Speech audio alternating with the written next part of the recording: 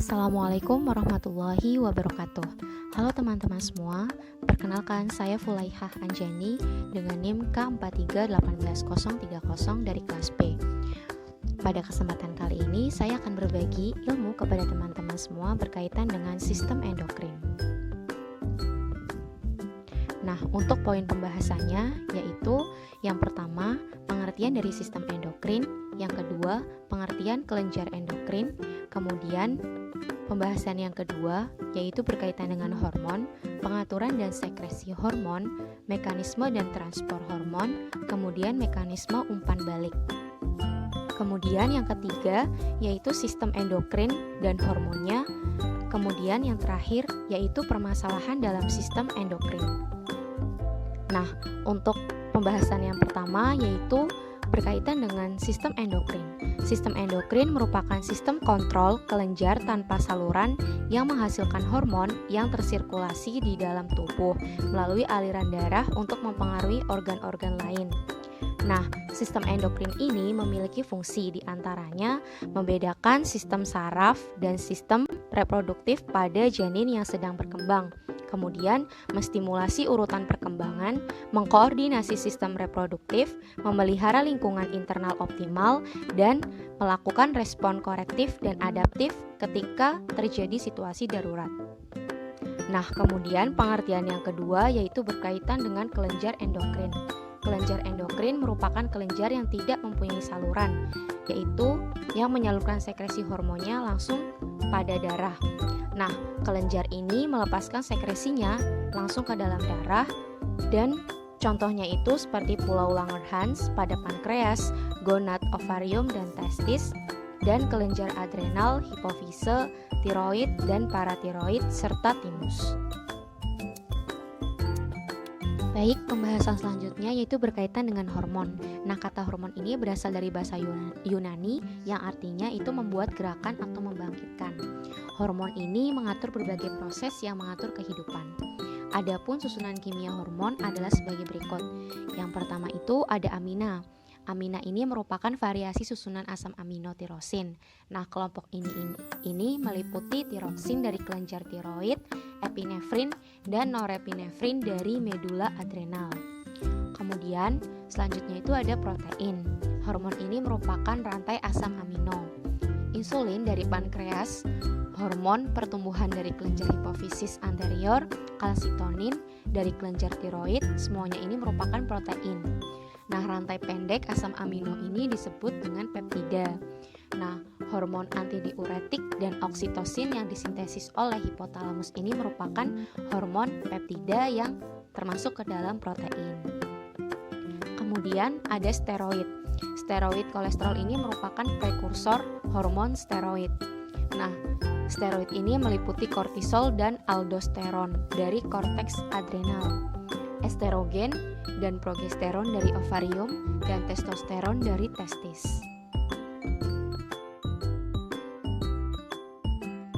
Nah, selanjutnya yaitu berkaitan dengan fungsi hormon.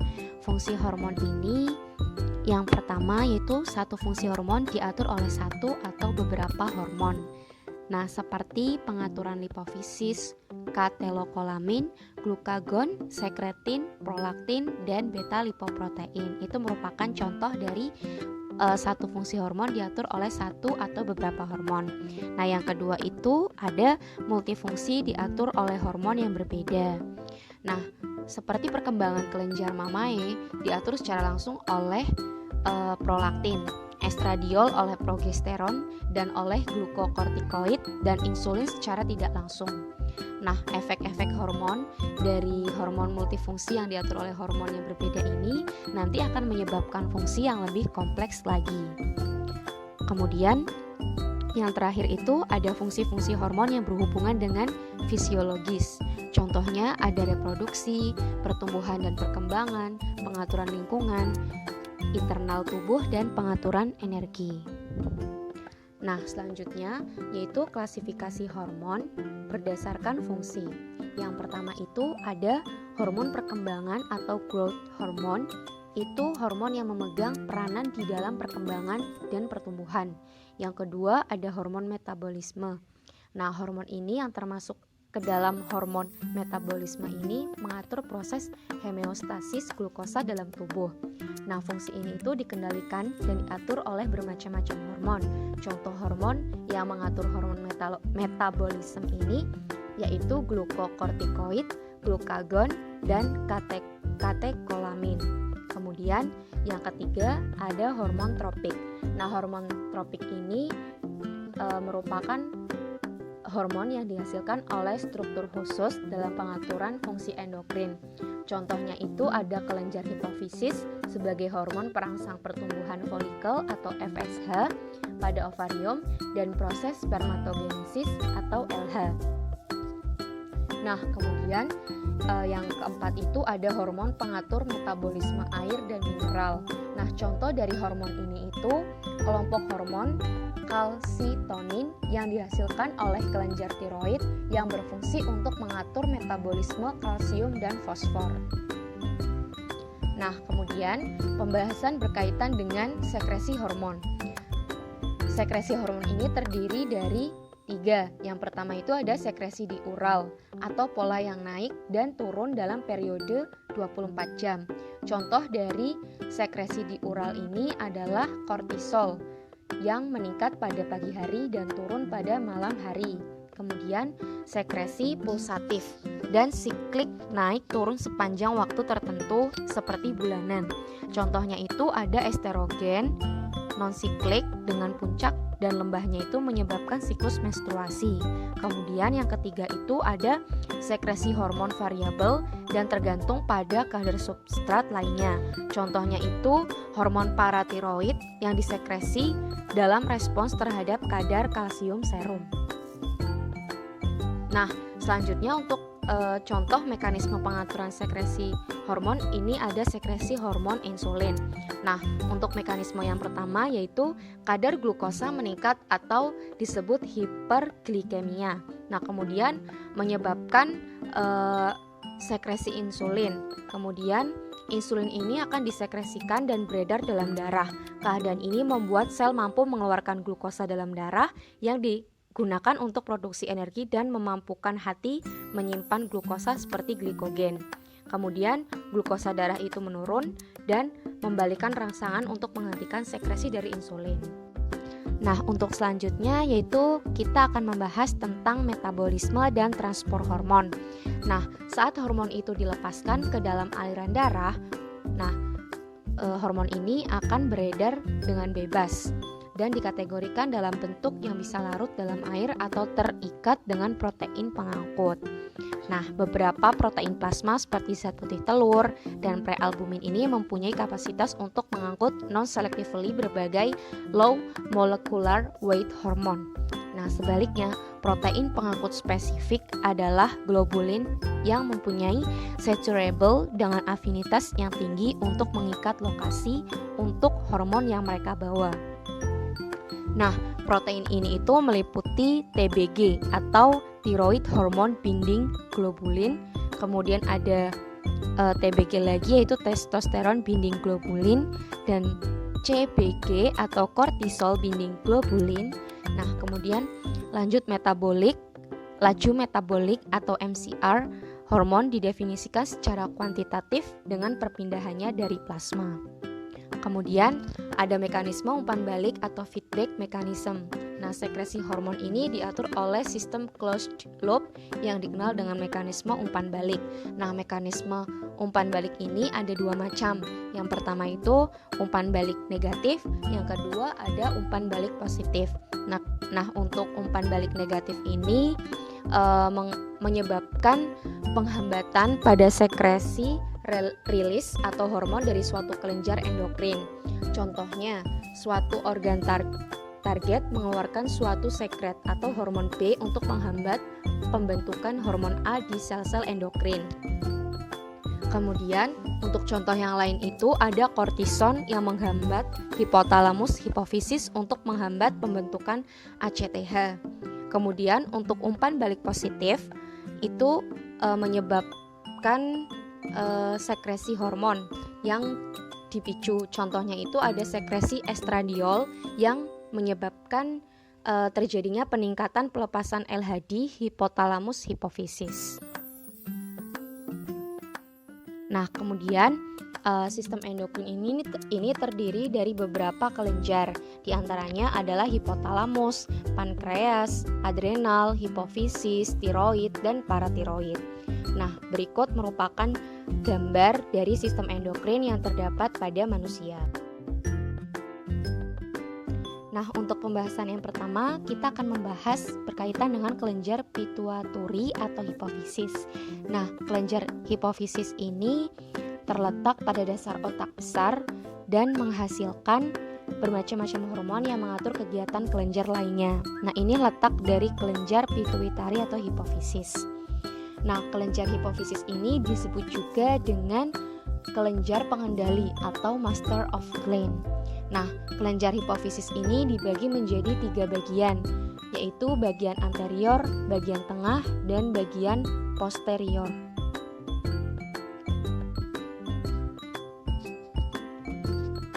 Nah, untuk bagian anterior ini menghasilkan hormon TSH, ACTH, dan LTH. Nah, hormon TSH itu merupakan thyroid stimulating hormone yang berfungsi memelihara pertumbuhan dan perkembangan kelenjar targetnya, yaitu tiroid. Kemudian ada ACTH atau adrenocorticotropic yang berfungsi memelihara pertumbuhan dan perkembangan normal korteks adrenal dan merangsang untuk mensekresikan kortisol. Kemudian ada LTH atau hormon luteotropik yang berfungsi untuk merangsang sekresi kelenjar susu pada manusia. Kemudian bagian tengah ini menghasilkan hormon perangsang melanosit atau melanocyte stimulating hormone. Kemudian yang ketiga itu bagian hipofisis posterior. Ini menghasilkan oksitosin dan vasopresin. Oksitosin ini berperan dalam merangsang otot polos yang terdapat di uterus. Sedangkan vasopresin disebut juga hormon antidiuretik atau ADH yang berpengaruh pada proses reabsorpsi urin pada tubulus distal sehingga mencegah pengeluaran urin yang terlalu banyak. Nah, ini merupakan gambar dari kelenjar pituitari atau hipofisis. Kemudian pembahasan yang kedua yaitu berkaitan dengan tiroid atau kelenjar gondok. Nah, tiroid ini merupakan kelenjar yang berbentuk cuping, kembar, dan di antara keduanya terdapat daerah yang tersusun berlapis-lapis. Susunan genting pada atap rumah. Nah, ini tuh mirip genting pada atap rumah. Nah, kelenjar ini terdapat di bawah jakun di depan trakea. Fungsi dari kelenjar tiroid ini yaitu mempengaruhi metabolisme sel tubuh dan pengaturan suhu tubuh. Nah, kekurangan yodium dalam makanan dalam waktu panjang ini akan mengakibatkan pembesaran kelenjar gondok karena kelenjar ini harus bekerja keras untuk membentuk tiroksin. Nah, kemudian kekurangan tiroksin ini menyebabkan kecepatan metabolisme ini menjadi terlambat dan kecerdasan itu menurun. Nah, bila terjadi pada anak-anak akan mengakibatkan kretinisme yaitu kelainan fisik dan mental yang menyebabkan anak tumbuh kerdil dan idiot. Pembahasan yang selanjutnya yaitu berkaitan dengan paratiroid atau kelenjar anak gondok. Nah, paratiroid ini menempel pada kelenjar tiroid. Kelenjar ini menghasilkan paratormon yang berfungsi mengatur kandungan fosfor dan kalsium dalam darah. Nah, ini merupakan kelenjar paratiroid yang menempel pada kelenjar tiroid.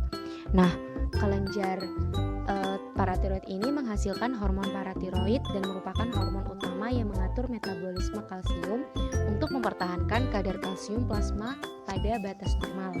Fungsi utama dari hormon paratiroid ini yaitu mempertahankan kadar kalsium dalam cairan ekstraseluler agar selalu dalam keadaan homeostasis. Kemudian ada kelenjar adrenal. Nah, kelenjar adrenal ini berbentuk bola, menempel pada bagian atas ginjal. Nah, ini ginjal, kemudian ini terdapat kelenjar adrenal. Nah, pada setiap ginjal ini terdapat satu kelenjar suprarenal yang dibagi menjadi dua bagian, yaitu ada bagian korteks, ini luar, dan medula atau bagian tengah. Nah, kelenjar bagian korteks ini menghasilkan hormon kortison yang terdiri atas mineralokortikoid yang membantu metabolisme garam natrium dan kalium serta menjaga keseimbangan hormon seks, dan glukokortikoid yang berfungsi membantu metabolisme karbohidrat. Kemudian medula atau bagian tengah ini menghasilkan hormon adrenalin dan hormon noradrenalin. Nah, untuk pembahasan yang selanjutnya yaitu pankreas.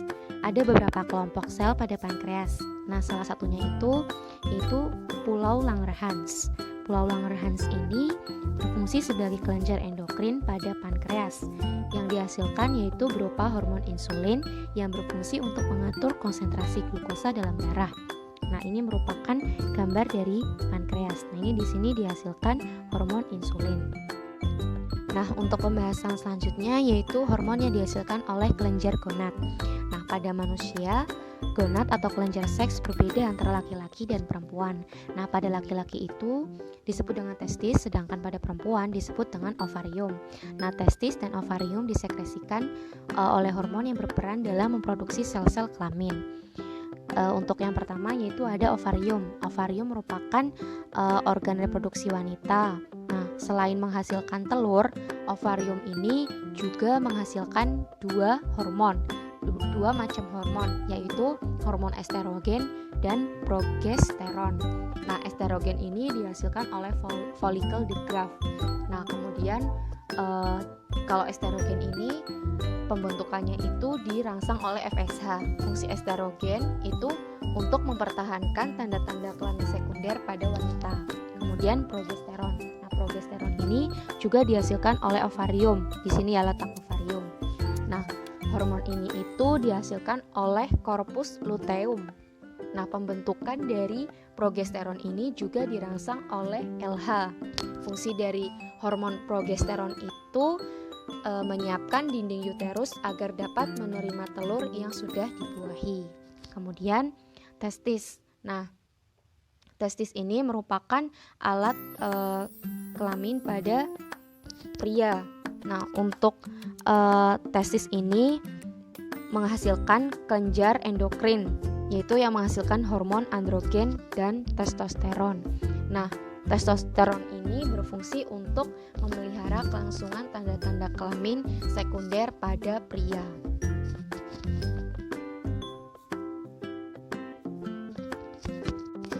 Baik, untuk pembahasan selanjutnya yaitu berkaitan dengan kelainan pada sistem endokrin. Yang pertama itu ada diabetes. Diabetes ini disebabkan oleh terlalu banyaknya gula dalam darah. Kemudian ada masalah tiroid. Ini ada hipertiroidisme atau kelenjar tiroid ini terlalu aktif, atau hipotiroidisme atau kelenjar tiroid ini kurang aktif. Kemudian ada adenoma hipofisis. Adenoma hipofisis ini termasuk tumor dari kelenjar pituitari yang dapat membuat terlalu banyak hormon tertentu atau menyebabkan kekurangan hormon. Nah, jika tumor ini itu kecil disebut dengan mikroadenoma, sedangkan jika berukuran besar itu disebut dengan makroadenoma.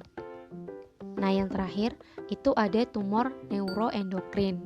Tumor ini itu disebabkan oleh terlalu banyaknya adrenalin yang dilepaskan oleh kelenjar adrenal atau pheochromocytoma, atau juga bisa disebabkan oleh terlalu banyaknya hormon 5-HIAA dari tumor karsinoid yang menyebabkan diare dan pembilasan. Nah, ini referensi yang saya gunakan itu dari Hafiz 2013 dan Nugroho 2016. Sekian.